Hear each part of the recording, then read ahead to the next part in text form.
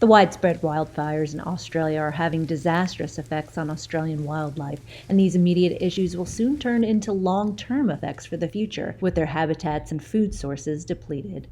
The Morris Animal Foundation, a global leader in advancing animal health, says they'll allocate $1 million for scientific research grants that will fund major studies to help.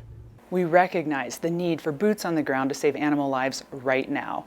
However, our role will be to research the impact of the fires on wildlife in support of restoration efforts, from land mammal population studies to the effects of the fire on marine wildlife downstream. There's a great deal of research to be conducted in support of these unique and valuable species. Australia is home to more than 300 native species, most of which aren't found anywhere else in the world. Local experts estimate the ongoing wildfires have destroyed more than 12 million acres of land and impacted between 500 and 800 million animals, including koalas. 80% of the population of koalas on the island has been killed.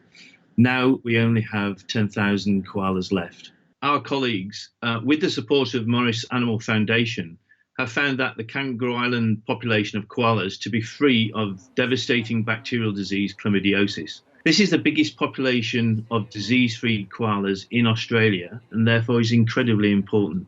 Our research in the future will continue to investigate the health status of this important population following the bushfires.